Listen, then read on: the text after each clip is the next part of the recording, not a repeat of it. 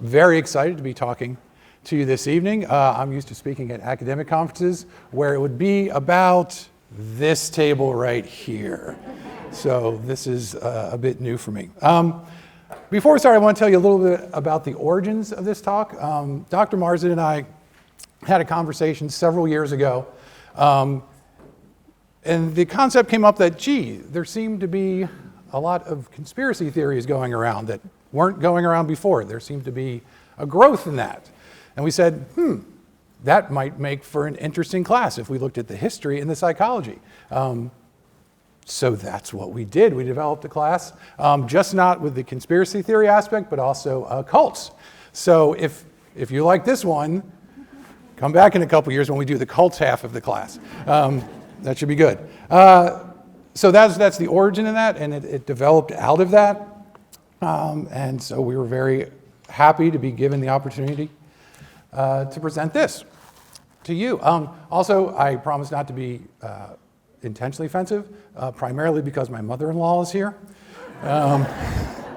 So I still have to go home tonight. So what are we going to discuss today?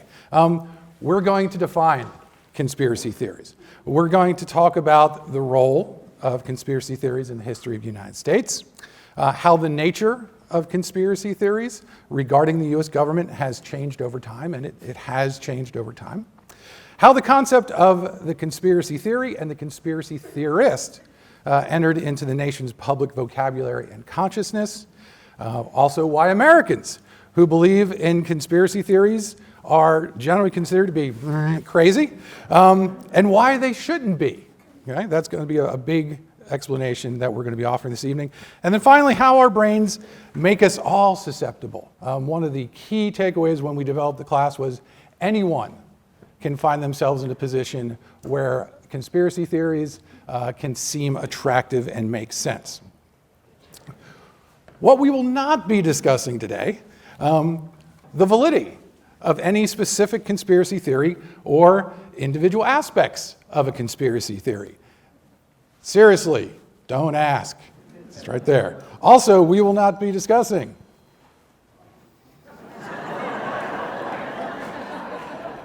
and I would love to discuss that. I grew up in the 70s, and I religiously watched In Search Of every Sunday night. I did. I would love to discuss cryptozoology. That's another department, unfortunately. So also that, I figured, there's a new song out. So, there's a new Beatles song out. So I thought we're not going to leave Paul alone. He's, or that. Okay? Now, this is humorous, but we are not trying to make light of this because these are social forces that have a power today, and they do have consequences. So that's kind of what we want to talk about. Now, first, what is a conspiracy theory? Well, a conspiracy theory is kind of possibly a conspiracy in the making. A conspiracy is a group of people with a plan that works against the common good. Very basic definition. Joseph Uscinski, who writes about conspiracy theories, redefines this definition as a small group of powerful people with a plan that helps their interests. This moves us a little bit closer to my focus in my part of the discussion, which is the politics and the political conspiracy theories. So how does that differ from a conspiracy theory? Well, a theory is just that. It's the same definition, it just hasn't been proven yet. Okay? Any conspiracy theory has the potential to be turned into an actual conspiracy. So we shouldn't think of them from the get-go as true or false. What we should think of them as is, are they more or less likely to be true or false? Because, as we will cover later, there have been theories that have been proven to be actual conspiracies. So we do not want to dismiss theories out of hand without examining them. So how does that transition occur? How do we go from a theory to be a conspiracy? Well, this is the basic lifeline. A conspiracy theory is born, however that may happen. The theorists of that conspiracy make claims based upon facts or evidence. And I put that in quotation marks because not that they aren't facts or evidence, but they have not yet been proven to be facts or evidence. Those facts and evidence are taken to an epistemological authority, someone with expertise in one or all of the various parts of that theory, and they examine it. And if they determine the facts are indeed actual facts, you remove the parentheses, you remove that parentheses from around the evidence part, and then you have a conspiracy. So this has been known to happen. I have some samples up there. One is from documentation about the MK Ultra program, in which the US government dosed people unknowingly with LSD. And the bottom is a document from the Church Committee, in which it was revealed that the CIA was involved in overthrowing governments in the 1950s. Particularly, I think that one is related to Guatemala. Next page. Okay. I want to start with this quote because it's going to cover a lot of where we're going tonight. If we now take the long jump to the contemporary right wing, we find that some rather important differences from the 19th century movements. The spokesmen of those earlier movements felt that they stood for causes and personal types that were still in possession of their country, that they were fending off threats to a still well-established way of life in which they played an important part. But the modern right wing feels dispossessed. America has been largely taken away from them and their kind, though they are determined to try to repossess it and to prevent the final destructive act of subversion. Now, there's two things I want to point out with that.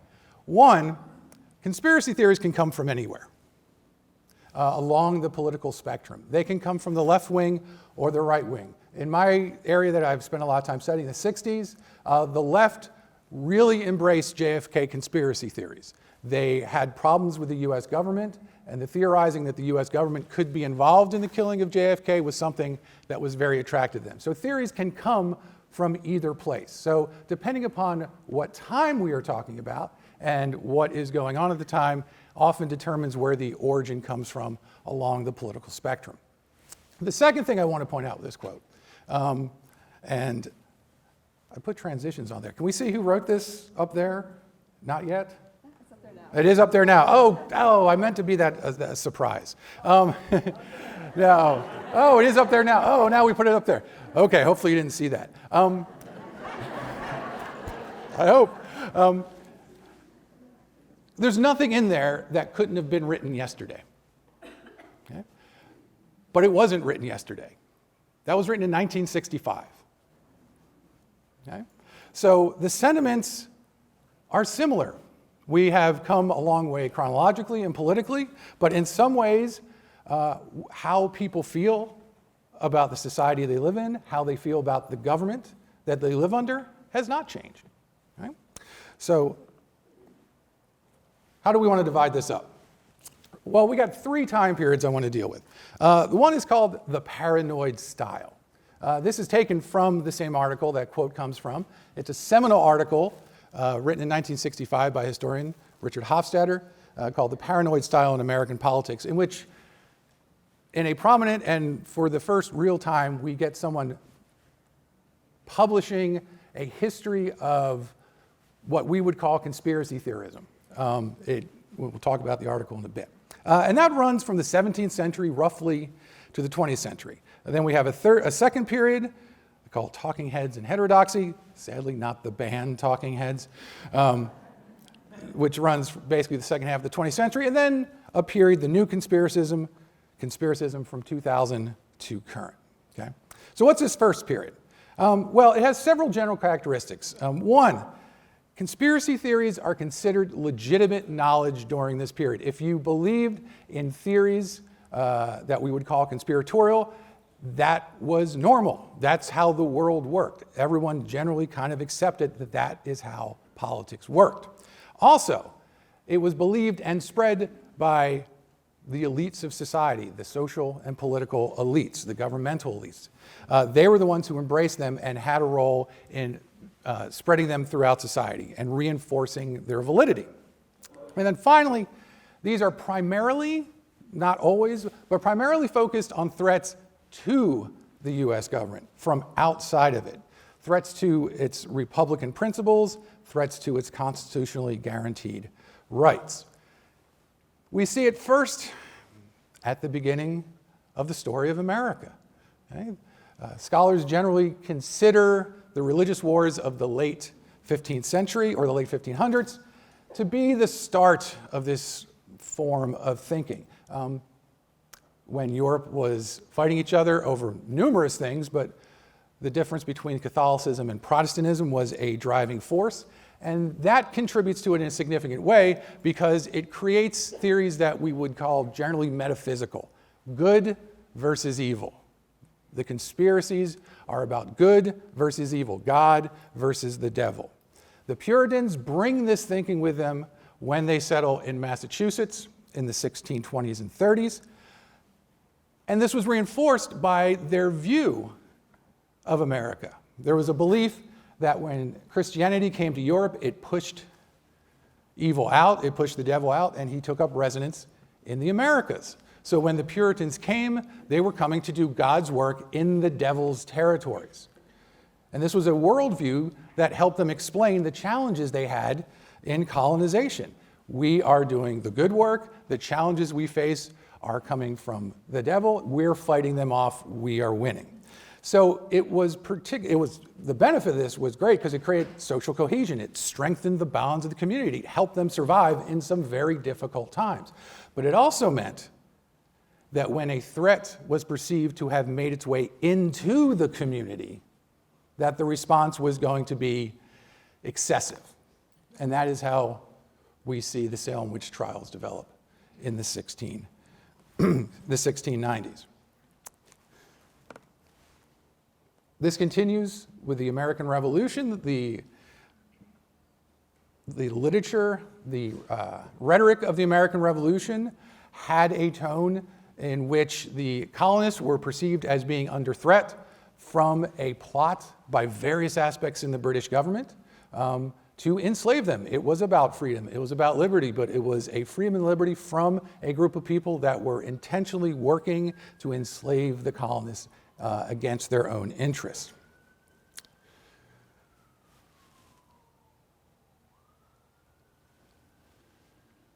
The first years of the American Republic were fragile. There was not a belief necessarily that the country would succeed. There were economic problems. There were political problems. The Constitution was the second attempt at government after the Articles of Confederation. The country was struggling. And it also, at the same time, was trying to solve those problems. It was trying to create an identity. What does it mean to be American? What does that mean? This was being debated and written about and argued about a great deal in the first decades of the nation. What does it mean to be an American? Part of that discussion, as often is the discussion when talking about identity, is, well then, who doesn't get to be an American? Or who doesn't get to be fully American? Okay? In addition, the metaphysical aspect of the good versus evil, America is a battleground of good versus evil, does continue through. So the first conspiracies, or the first plots that people believed in during the early republic, were about groups of outsiders, people who challenged what America stood for, challenged the success of this experiment in republicanism. Early on, it was secret societies, okay, composed of elites. The Illuminati, for example, a generally benign group that actually did exist in Germany very briefly, but belief emerged fairly quickly after its demise that it continued on and that it was the source or the power behind the French Revolution. This led to some debates and some criticisms between the political parties at the time, the Jeffersonian Republicans, led by Thomas Jefferson, who was a big fan of the French Revolution. He gets accused of working with the Illuminati because of their connection with France. The Federalists, George Washington and John Adams, were accused by Jefferson and his supporters as being part of a plot to reinstitute the monarchy, working with the British to do that. The Masons were also a target. This was also considered to be a group of people, a group of elites who were planning the course of the nation, taking away power from the American people. This went so far as to form a political party, the Anti-Masonic Party, in the 1820s. Okay? When that went away, we entered a phase of immigration. The first major wave after the founding of the nation is Irish immigrants, coming in the 1830s and 1840s. This is going to give rise to some anti-Catholic concerns, people being perceived as outsiders, people who are not yet fully American. This again led to a political party, the Know Nothing Party. This is their flag that you see there. Native Americans, beware of foreign influence. The ends are reversed as a way of showing that these folks who are coming in are not ready to be fully American. They can't even correctly use the language. And then finally, we have concerns over slavery.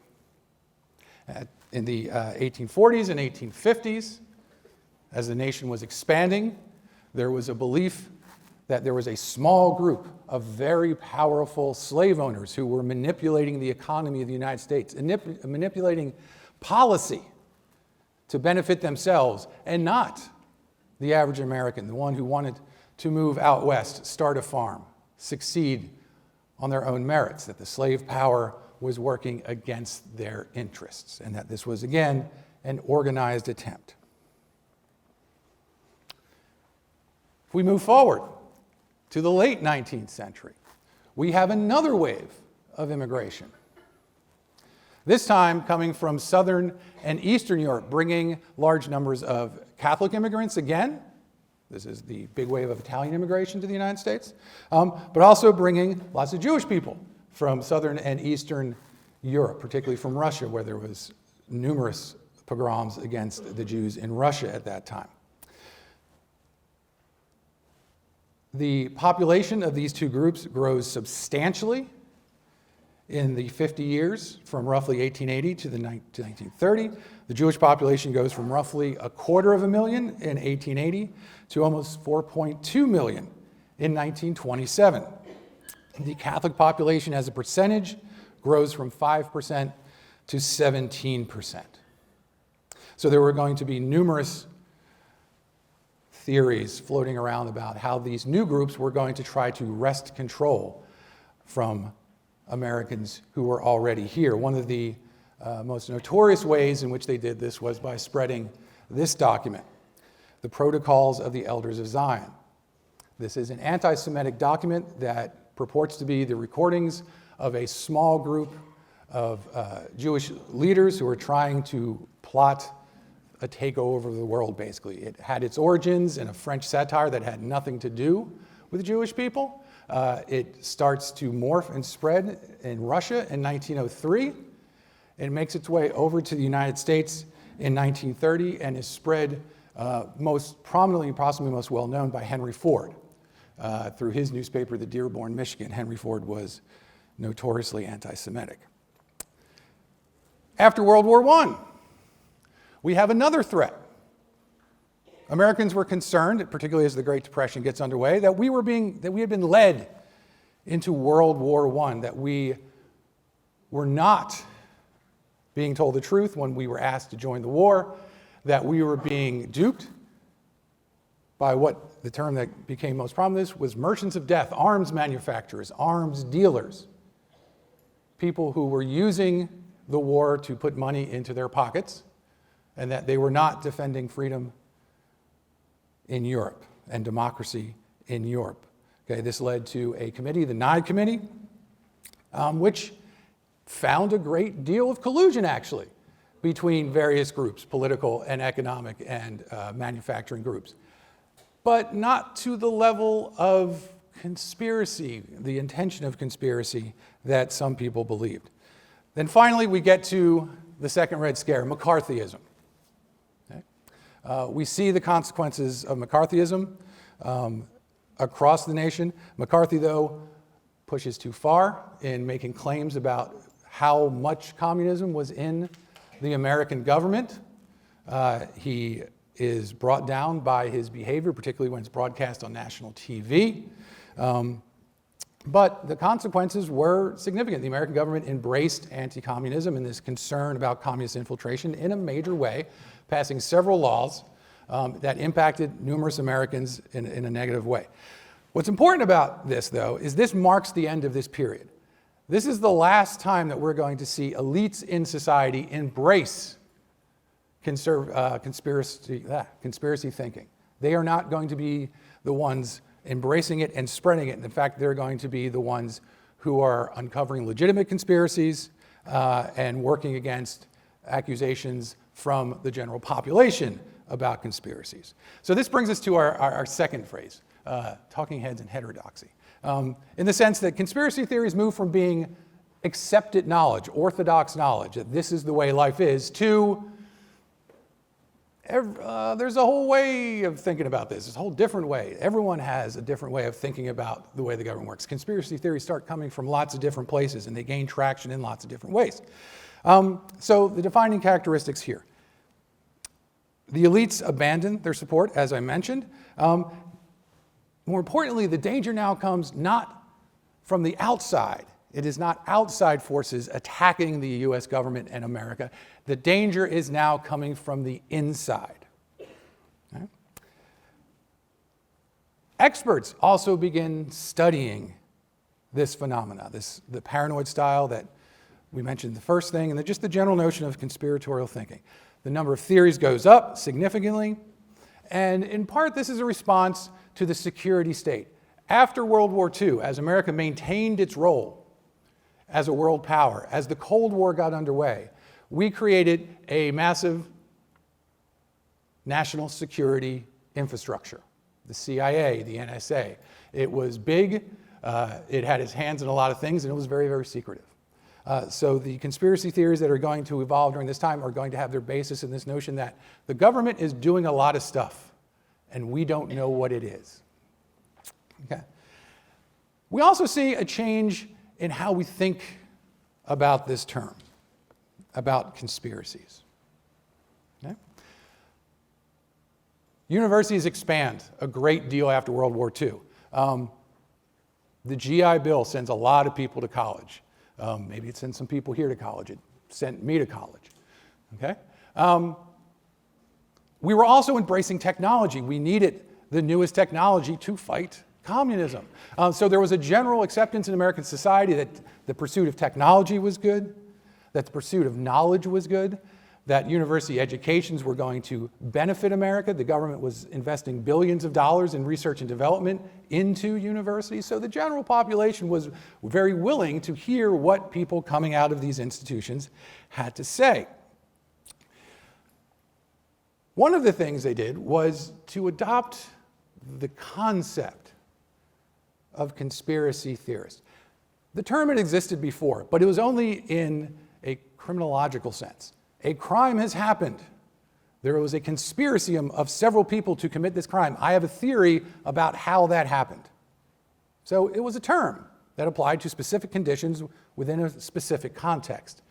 What the social scientists did, what the authors did, was to take a term and turn it into a concept. You, if you believe certain things, are now a conspiracy theorist. We have pathologized the term. If you believe in these things, you think this particular way, and what they are saying is, you're not thinking the way other people do. It becomes a derogatory term starting in the 1960s and 1970s. Now, this is in some ways problematic because this is exactly the time that we finally find out what the government is doing. And boy, were they doing a lot of stuff. Oh, Lord. Man. The JFK assassination becomes a linchpin for this because the government, for the first time, issues a report that said, there's no conspiracy. not everyone agreed. Not everyone agreed, and we see a proliferation of theories about the JFK assassination. But this is where this switch occurs, where the government stops being the spreader of these theories and becomes a defender or a target of these theories. Watergate exacerbates the issue when we learn what happened in the Nixon White House. But during the course of the 1970s, as I said, boy, we learned a lot of stuff, and none of it was really good at all. There was Project Blue Book, the government study of UFOs.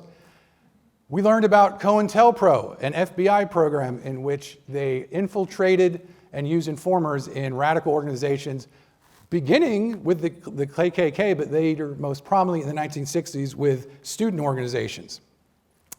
In 1971, the Pentagon Papers are released, a study that had been commissioned to study U.S. Vietnam policy since World War II, and it was revealed that the government very well knew that the war in Vietnam was not going to be winnable, and yet they pursued it anyway. In 1972, we learned about the Tuskegee experiment, in which African Americans in Alabama were intentionally left to suffer with syphilis as part of a study to determine the long-term effects of syphilis. Then there was Watergate, as I mentioned, and then the Church Committee met in the mid-1970s in a response to some of the things that they had been learning, and they uncovered a bunch of stuff. There was Project Shamrock, in which telecommunications agencies shared their information with the NSA, which they then used to create a watch list. The CIA became involved in domestic spying. The CIA became involved in efforts to assassinate foreign leaders. The kind of various and somewhat comical attempts to assassinate Castro are fairly well known, but they were successful in 1954 in Guatemala, and again, they worked in 1973 to overthrow the government of Chile. Okay.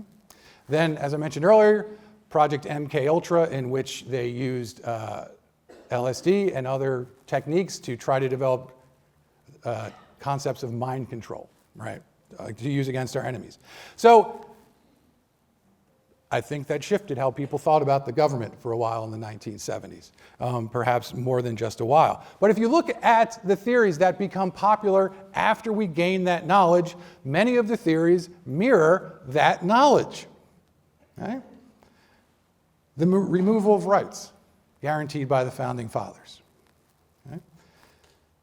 That governments or aliens are conducting experiments on Americans. That the U.S. government was responsible for introducing crack cocaine into African American neighborhoods. That the government is in league with / controlled by / are aliens. The X-Files certainly did a good job of spreading that. The weakening generally of American power and its unique position in world history. And finally, that the government is responsible for JFK. I will fully admit, I watched that movie many, many, many times. That and Titanic. I have a thing for big, sweeping, epic historical films. What can I say? Okay. So,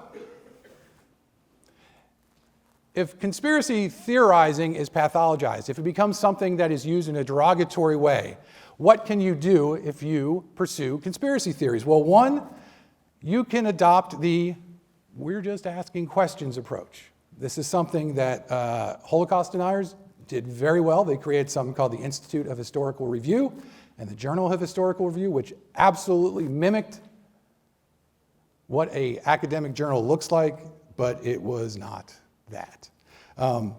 Also, the loose change films about 9/11, the notion that we are just asking questions about what happened. So that's one approach. The other approach is to go deeper into the community that is developing during this period and not try to basically appeal to mainstream people.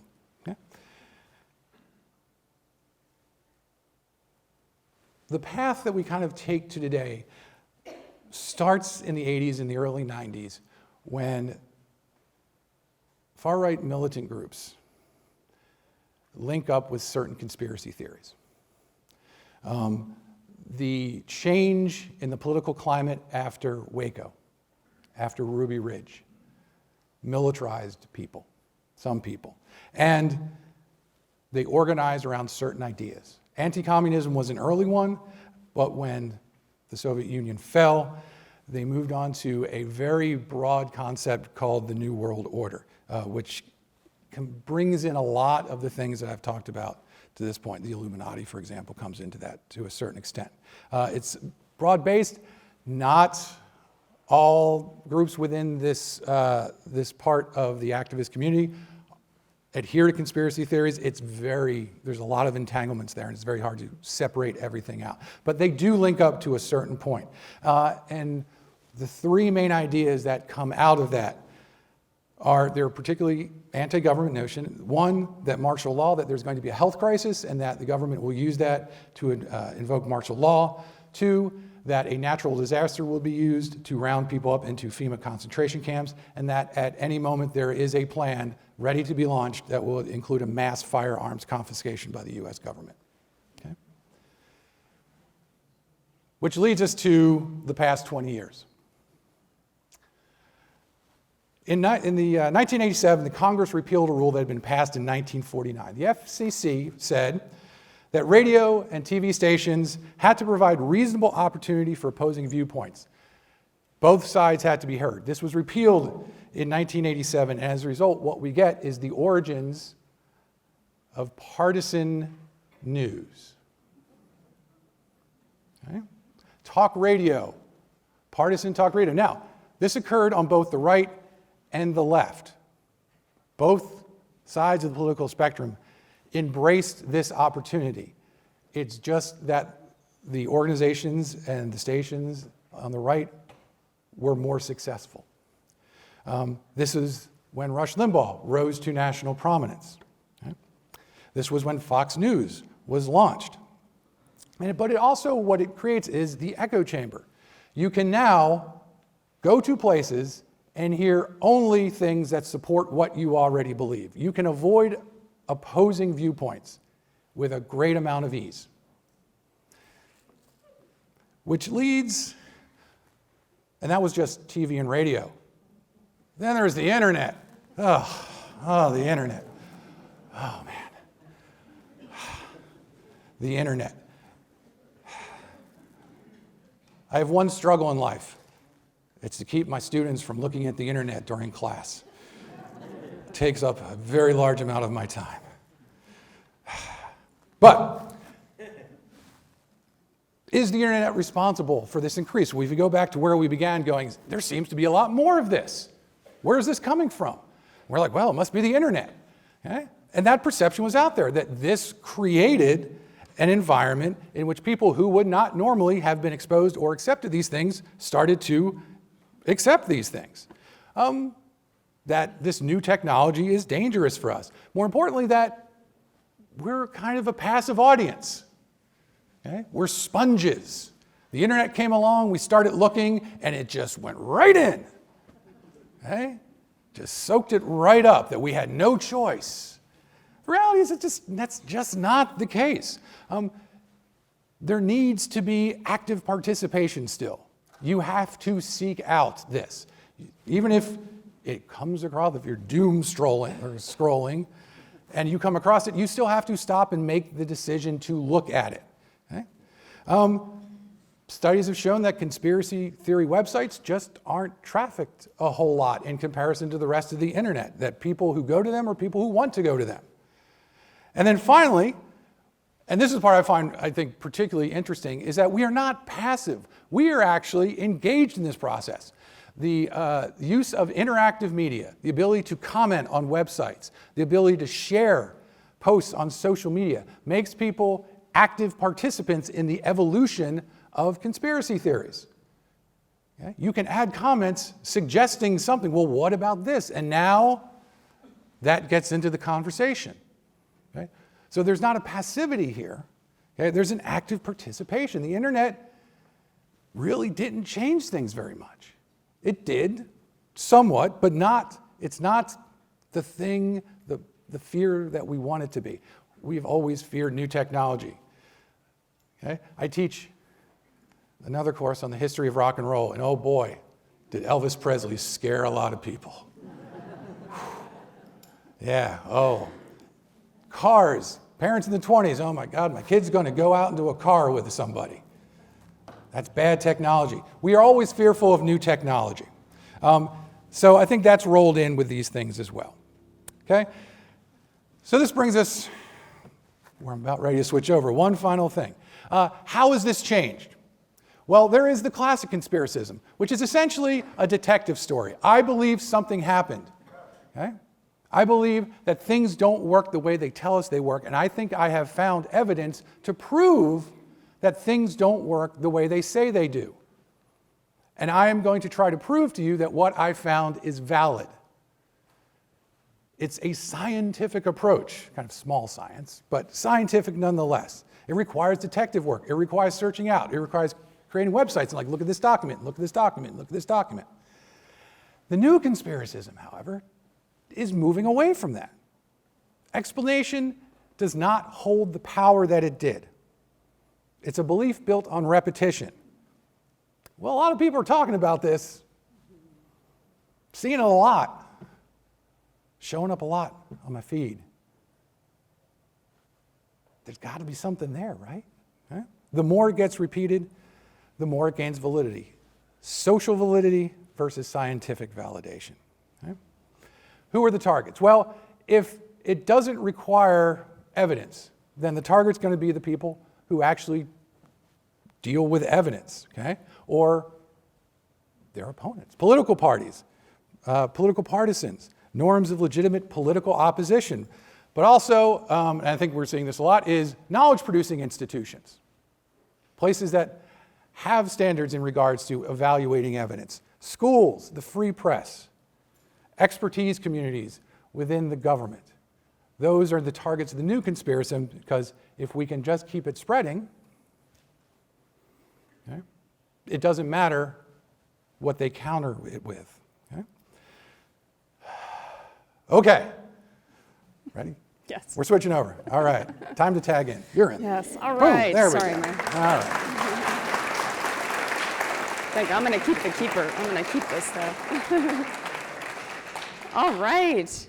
So now that we are very well educated on the history of conspiracy theories, right? Every time I listen to Dr. Huff talk, I always learn something new. So I love listening to him talk. So hopefully you all learned a little bit about the history of conspiracy theories. Next, I'm going to talk a little bit about the psychology of them, the psychology behind it. So now that you know the history, maybe you're asking yourself, okay, but how popular are these conspiracy theories really? I mean, really, who believes these things, right? How popular is this? Believe it or not, about 50% of the American public believe in at least one conspiracy theory. So I want you guys to take a minute and look at the person to your left, look at the person to your right, and just think, one of these people believes in a conspiracy theory, okay? So that's true, 50% of us. 50% of us believe in a conspiracy theory. That doesn't mean that we're stupid, right? It doesn't mean that we're dumb people.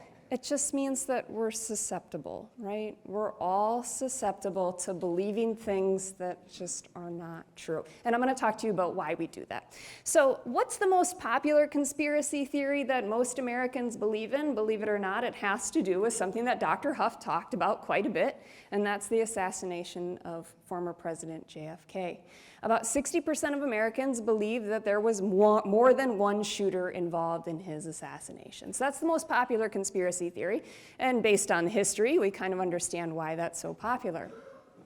So now that we understand that conspiracy theories are pretty popular, you might ask yourself, well, what type of person actually believes in these conspiracy theories?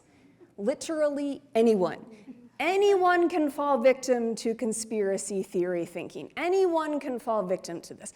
However, there are a couple characteristics and traits that make some people more susceptible to falling victim to conspiracy theory than other people. And I'm going to talk about those traits. But before I talk about those traits, I want to tell you that this is correlational research, okay?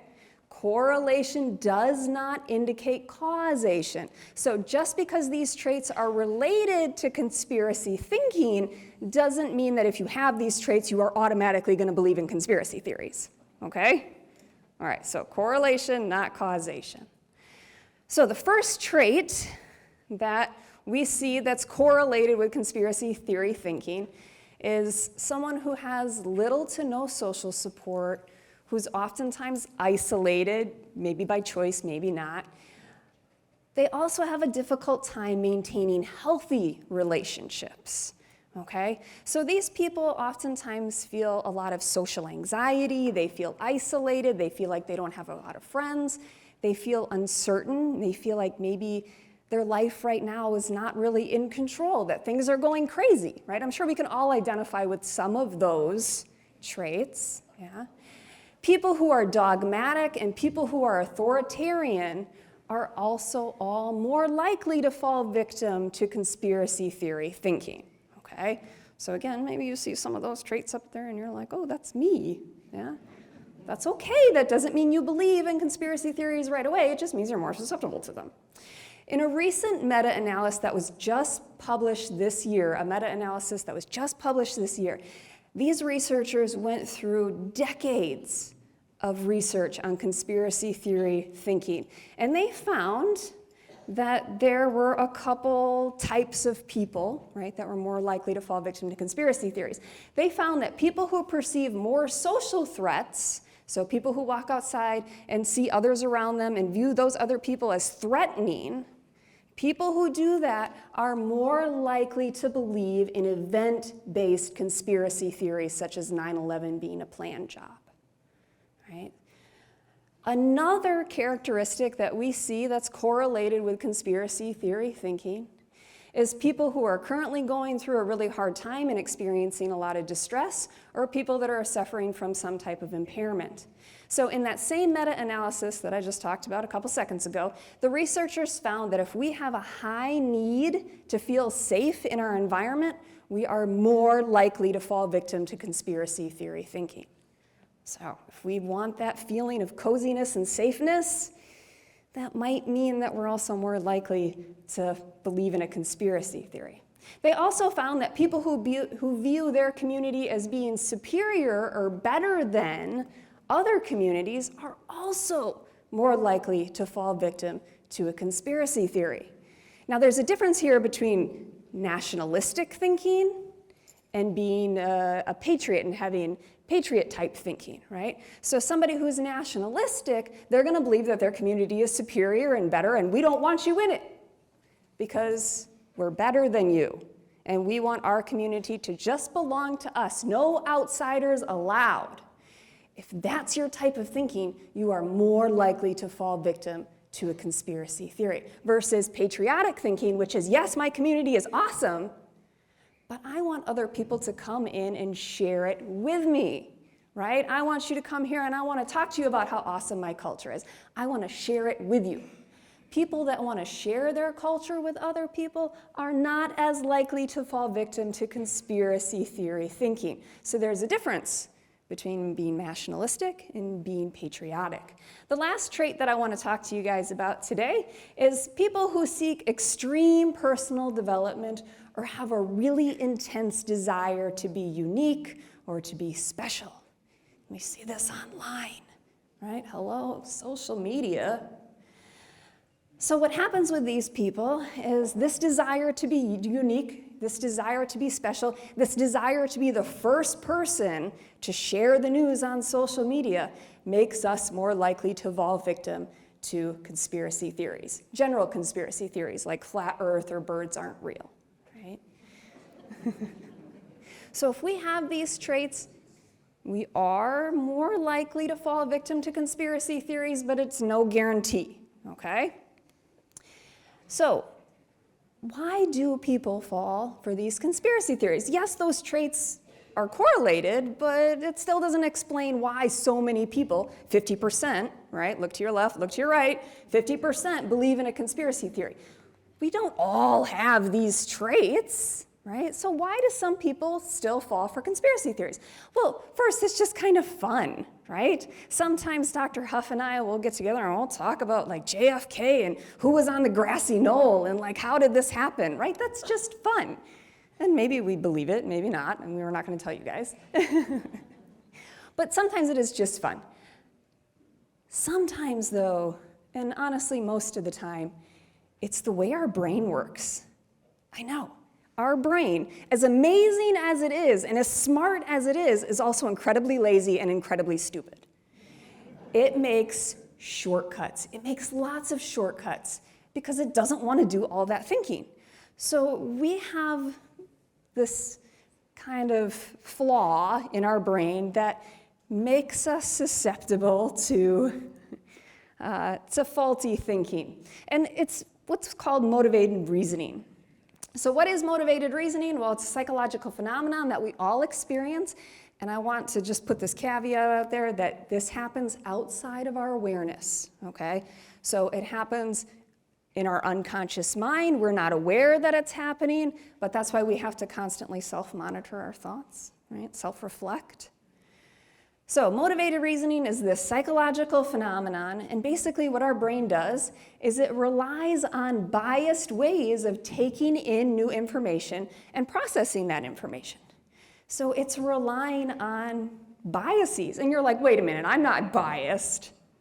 Yes, you are. We all have biases. We all have biases. I had to tell my students in one of my classes that I can't judge their debate because they're debating if Universal is better than Disney, and I have a bias towards one of those parks. So I would not be a good judge because I would be going into their debate with a bias, right? So I can't be objective. I can't be fair-minded. Unfortunately, our brain takes this shortcut all the time.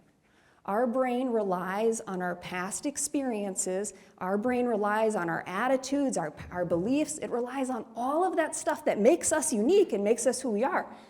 But it takes all that information and it colors incoming information, right? So when you're learning something new, this new information has to go through a filter of our prior beliefs and attitudes. And that's obviously going to manipulate and change that incoming information. So our past beliefs and our past attitudes are going to anchor incoming information, right? So we're not going to view it as objectively as we think we are. And again, it's not your fault. It's not your fault. Don't feel bad. That happens to everybody. It's okay. But that's why things like self-reflection is so important. We have to take a step back and ask ourselves, why do I believe this, right? Where is my evidence? So motivated reasoning occurs in 3 distinct processes. There's 3 things that we all do. We all do this. Dr. Huff actually already talked about one of them, and that's confirmation bias. We actively seek out information that agrees with what we already believe in. Again, we don't do this consciously. We do this outside of awareness, but we are constantly seeking out information that aligns with our beliefs. Why? Why do we do that? Because it makes us feel good. It makes us go, oh, I knew I was right. Right? I like how this makes me feel. This is a nice feeling. It's always good to know that you're right. So we're going to seek out information that tells us that we're right, and we're going to actively avoid information that tells us we're wrong, because that makes us feel bad. That makes us uncomfortable. We don't like that feeling. So we're going to avoid those news sites. We're going to avoid those podcasts. We're going to avoid those experts that disagree with us because we don't like how it makes us feel. And when they do come to us with information that says, look, this doesn't agree with what you're saying, with what you believe in, you're going to spend more time arguing against them than if they came to you with information that agreed with you. So you're going to spend more time arguing with someone if they present information that disagrees with your beliefs. And then finally, if somebody brings you information that agrees with your beliefs, you're going to weigh that information more heavily than if somebody brings you information that disagrees with your beliefs. So you're going to say, oh, this agrees with me. Yeah, this is valid, this is true, this is written by an expert, this is from a good source. This other information over here, this doesn't agree with me. This is crap, right? Obviously, they were paid to publish that this is from a bad university. This is all terrible. because it doesn't agree with you. So I challenge you to catch yourself when you're doing these things. In the morning when you wake up and you turn on the news, are you turning on the same thing every morning? Or are you getting a little variety in there? When you listen to the radio, do you listen to the same person every morning? Or do you switch it up a little bit? I know what I do. All right, unfortunately, there are other biases and other factors that play a role in our likelihood of believing in conspiracy theories. So it's not just those three, there's more to it. The first one is jumping to conclusions bias. We have a tendency to do this. We have a tendency to want to know the answer, to want to know the whole story, and before waiting for all the facts in our head, we've already formed a conclusion. We've already found the answer, right? We're jumping to the end because we just can't sit through the whole presentation. If you're curious, if you're this type of person that jumps to conclusions, get on Google and Google jumping to conclusions bias test, and like the second link that pops up is going to be a fun test that you can take. Take it. It's kind of neat. And then it'll tell you whether or not you're the type of person to jump to conclusions. If you are, then maybe slow down, right? Know that you do that and slow down. Another bias that we have is the tendency to look for patterns in our environment when no patterns are actually there, right? So conspiracy theorists, they have this narrative in their head, right? They have a story that they want to tell. They're going to scan their environment, they're going to look around them, and they're going to try to find a pattern that aligns with their narrative. They're going to look for information in their environment that confirms their narrative. So they're going to constantly be seeking for a pattern when oftentimes there is no pattern there. And again, this is because we don't like not knowing. We don't like uncertainty. We don't like ambiguity. We constantly want answers, right? So we're looking for patterns in a world of chaos. So the next one is a need for cognitive closure. Kind of similar, right? We don't like uncertainty. We don't like ambiguity. And if you're the type of person that really needs to have structure and doesn't like when things change, if you're a very rigid individual, you're not very flexible, you probably have a high need for closure, and you're probably going to be more likely to fall victim to conspiracy theory thinking. All right, the next one, there's so many. The next one is if something goes wrong, and it's something pretty big, such as 9/11, the only way that that could possibly happen is if someone intended for it to happen. The only way 9/11 could possibly happen is if someone on the inside knew about it and that someone let it happen, right? I'm not saying that's what really happened. I'm just saying that's what a conspiracy theorist would tell you. So they're looking for intention. The last thing that can influence us in our likelihood of believing in a conspiracy theory is our peers, our friends, the people that we hang out with. They influence us. Oftentimes we think of peer influence only being in the teenage years, but it continues throughout our entire life, right? I see some of you guys looking at each other and smiling. Yeah. Your peers influence you. The tighter you are with your peers, the more likely they are to influence you to believe in a conspiracy theory, right? And this is where we get the idea of groupthink. So it's not too far-fetched to think that we can influence each other's thinking, and honestly, sometimes get each other to believe in really bombastic things, right? Just because they're our friends, and they wouldn't lie to us, so of course I'm going to believe them. So these are all things that could potentially affect our likelihood of believing in a conspiracy theory. Okay, so we know all this, right? We know that we have faulty thinking. We know that our biases color incoming information. So why do people keep believing in conspiracy theories? You might even have a friend in your mind right now where you're like, I know Bob, and I have brought Bob so much. I'm sorry if your name is Bob. I just saw a couple of people looking at each other. Sorry, no offense intended there. You might say, I bring all of this information to my friend, proving that he is wrong, and he doesn't believe me. Why? Why doesn't he believe me? And I can tell you it's because of a psychological defense mechanism, talked about by Sigmund Freud. Yes, that's Sigmund Freud. And you're probably like, wait, didn't Sigmund Freud snort a whole bunch of cocaine and smoke a lot of cigars? Yes, he did. Absolutely. He was a really unusual man, but very brilliant in some ways. Some of his theories, not so much, but this theory, the theory of psychological defense mechanisms, has received a lot of support over the years. And the theory of denial has definitely received a lot of support. So denial is one, you bring this, obviously it's evidence, right? It's statistics, it's facts, it's proof. And you bring it to that person, they are just going to completely ignore this objective reality, and it's going to go in one ear and out the other, and they're just not going to pay attention to you because they don't want to face it. They don't want to acknowledge that you're right and that you're bringing information to them that disagrees with their beliefs. They don't want to acknowledge it. So they're not going to. They're just not going to. They're going to ignore it. They're going to try to explain it away.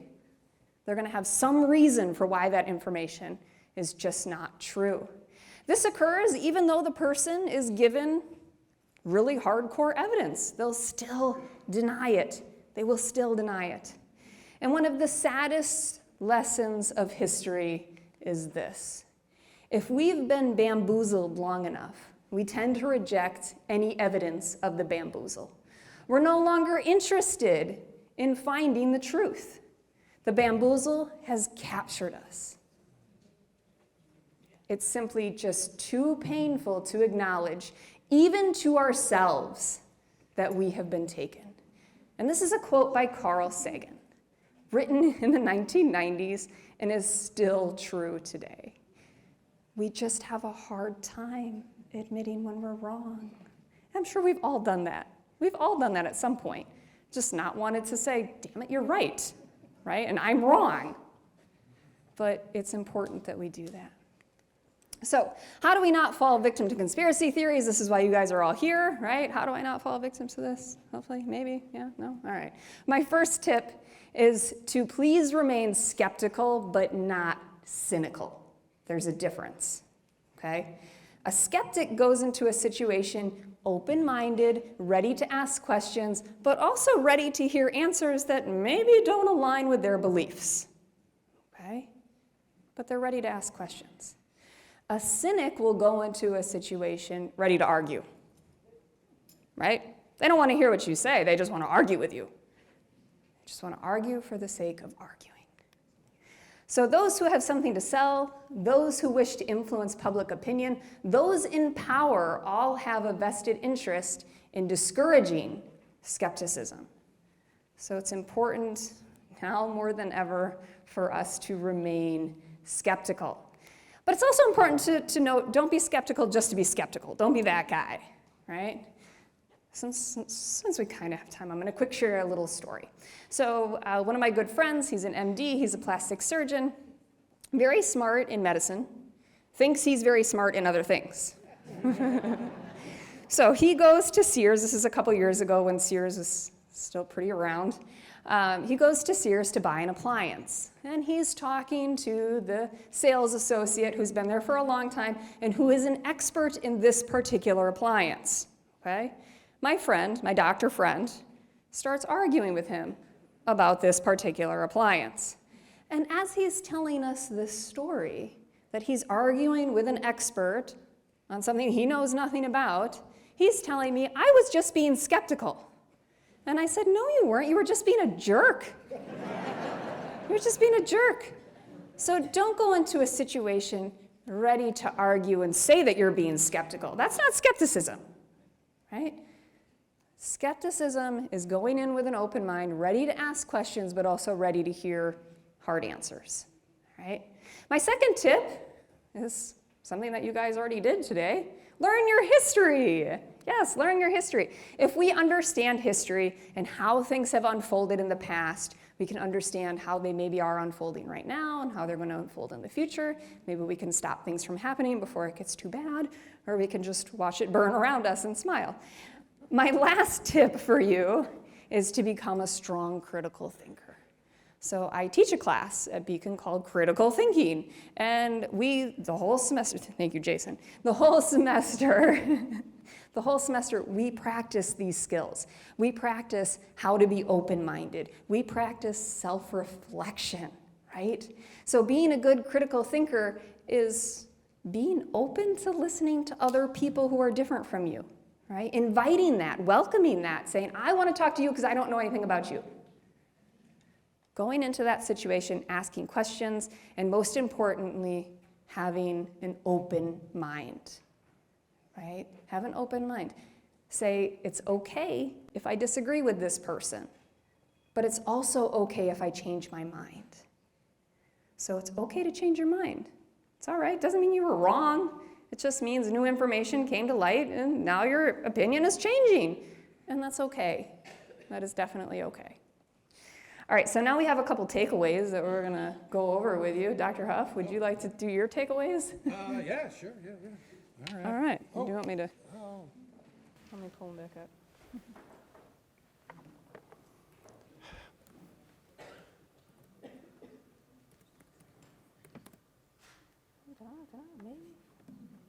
Let's see. I'll wander out here. All right. Okay. Am I too close? Camera, extreme close up. So they have always existed. This is a thinking that has always existed in American history. There's not a whole lot new. It's just different.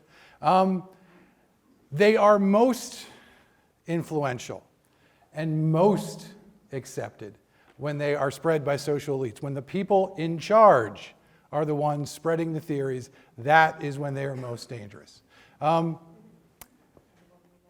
People are not simply passively influenced. We actively engage in this.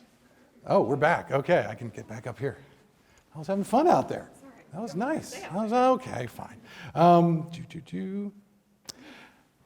There may be more conspiracy theories now, but in general, they're less influential than they were in the past. Okay? Because I was like, well, maybe. Are we transitioning? Are we at a moment when that is less true than it was a decade ago? That would be an interesting point of debate. If conspiracy theories seem more influential, and maybe they are, or dangerous, I think there's a connection.